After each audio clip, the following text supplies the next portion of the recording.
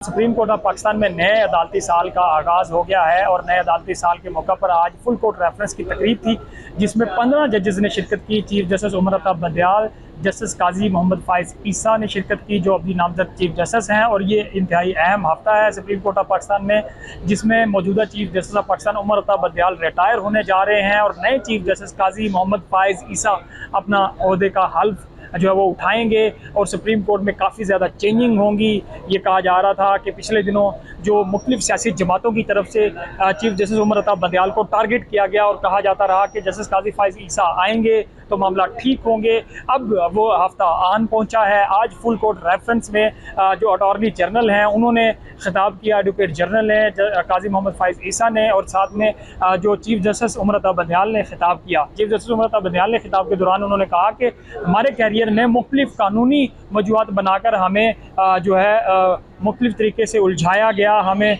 और उन्होंने काजी फाइज ईसा के हवाले से कहा कि वह खूबसूरत बेहतरीन शख्सियत है, आज़ाद दिमाग का यही अंदाज़ा होता है कि वो दूसरों से इख्तलाफ रख सकता है। और उन्होंने कहा मेरे साथ बहुत अच्छा रवैया रहा तमाम स्टाफ का, तमाम जजेस का, और वो अब चूँकि अलविदा होने जा रहे हैं उनके एजाज़ में इशाइया भी होगा और एक तकरीब जस्टिस काजी फाइज ईसा की तरफ से जब वो हल्फ उठा लेंगे अपने ओहदे का तो उनकी तरफ से एक तकरीब रखी जाएगी और फिर नए चीफ जस्टिस अपने कैरियर का आगाज़ करेंगे। फिर देखना होगा कि ये जो मौजूदा चीफ जस्टिस हैं जो अब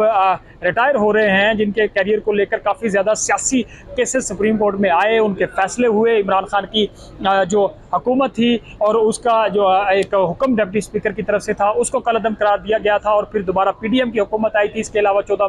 मई को इंतखाबात कराने के 2 सूबों में इंतखाबात का हुक्म था। इसके अलावा दीगर बड़े केसेस का फैसला चीफ जस्टिस ने किया, इस हवाले से उनको तनकीद का सामना करना पड़ा। अब देखना ये होगा कि जो नया हफ्ता अब शुरू होने जा रहा है जिसमें नए चीफ जस्टिस जो है वो अपने ओहदे का हल्फ लेंगे और फिर उसके बाद सुप्रीम कोर्ट से जो सियासी जमातों की राय है उसमें क्या तब्दीली आएगी।